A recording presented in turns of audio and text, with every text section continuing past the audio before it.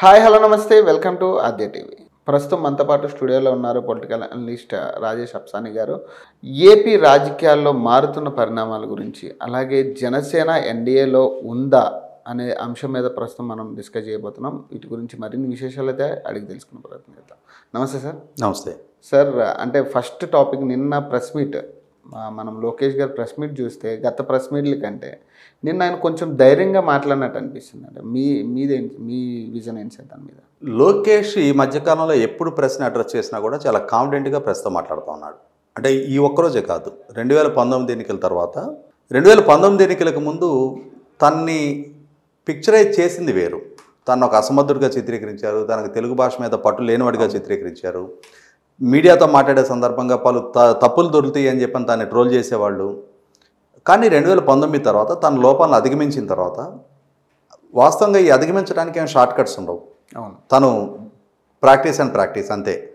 తన ఆహార్యం మార్చుకోవాలి, తన భాష మార్చుకోవాలి, మాట్లాడే విధానాన్ని మార్చుకోవాలి, పబ్లిక్ని అప్రోచ్ అయ్యే విధానంలో మార్పు చేసుకోవాలి. ఇట్లా తనను తాను మలుచుకుని ఒక కొత్త లోకేష్గా ఆవిర్భావం చెందిన తర్వాత ఈ మధ్యకాలంలో ఎప్పుడు ప్రశ్న అడ్రస్ చేసినా కూడా, ముఖ్యంగా అంటే ఇవాళ తెలుగుదేశం పార్టీతోటి కొంచెం విభేదించే మీడియా సంస్థలైనటువంటి సాక్షి, టీవీ9, ఎన్టీవీ వంటి సంస్థలను కూడా వాళ్ళు వచ్చారా లేదా అని చెప్పని వెరిఫై చేసుకొని, మీరు ఏమైనా ప్రశ్న అడగదలుచుకుంటే అడగండి అని చెప్పని.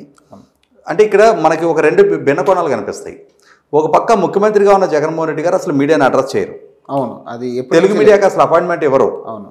అదే సందర్భంలో లోకేష్ అన్ని మీడియా సంస్థలు అటెండ్ అయినాయా లేదా అని చెప్పి ఎంక్వైరీ చేసుకొని మరి మీడియాని ఇంకేమైనా నేను చెప్పాల్సింది ఉందా, మీరు నన్ను ఏమైనా ప్రశ్న అడగదలుచుకుంటే అడగండి అని చెప్పని మీడియాను అప్రోచ్ అవుతున్న తీరు, అతనిలో ఆ పెరిగిన కాన్ఫిడెన్స్ లెవెల్స్ని, అతనిలో ఉన్న ఫైటింగ్ స్పిరిట్ని, తనలో మార్పు చెందించుకోవాల్సిన అంశాలని తను గుర్తించి రియలైజ్ అయ్యి వాటిని మార్పు చేసుకున్న తర్వాత ఒక కొత్త లోకేష్ ఇవాళ సొసైటీకి పరిచయం అవుతా ఉన్నాడు. అండ్ ఇంకోటి అండి, ఇప్పుడు చంద్రబాబు నాయుడు గారు అరెస్ట్ తర్వాత లోకేష్ గారిని కూడా అరెస్ట్ చేస్తారన్న ఇదైతే జరిగింది. అంటే కానీ నిన్న ఆయన మాట్లాడిన విషయాల్లో నాకు తెలిసి అంత కాన్ఫిడెంట్గా ఉన్నారు. అంటే ఏమీ జరగదు, ఖచ్చితంగా అంతా కూడా అనుకూలంగా ఉంటుంది అనే దాని మీద.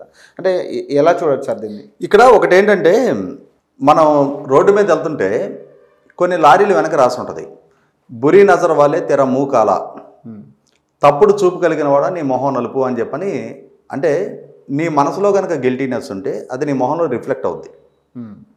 ఇక్కడ చంద్రబాబు నాయుడు గారు ఆయన మీద కేసు నమోదైంది, ఆయన అరెస్ట్ చేశారు, రిమాండ్ విధించారు, జైల్లో ఉన్నారు, పోలీస్ కస్టడీకి తీసుకున్నారు, మళ్ళీ తిరిగి వాళ్ళ విచారణ కొనసాగుతూ ఉంది.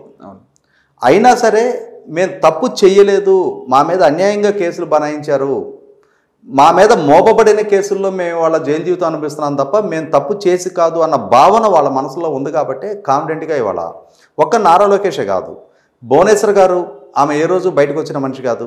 ఈరోజు ఆమె బయటకు వచ్చి వాళ్ళ ప్రజలతో సంభాషిస్తూ ఉన్నారు, బహిరంగ సభలో ప్రసంగిస్తూ ఉన్నారు, వివిధ వర్గాల ప్రజలతో ఆమె ఇంటరాక్ట్ అవుతూ ఉన్నారు. ఒక రకంగా చాలా సంవత్సరాల పాటు తెలుగుదేశం శ్రేణులకు కూడా భువనేశ్వర్ గారు కనిపించి ఎరగరు.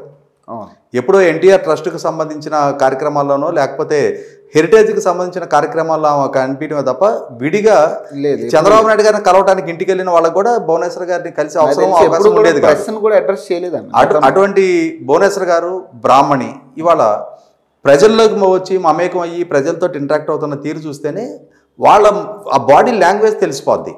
అంటే వాళ్ళలో తప్పు చేశాము, ఇవాళ అన్యాయంగా దొరికిపోయామే, అనవసరంగా దొరికామే అనే గిల్టీనెస్ ఎక్కడా లేదు.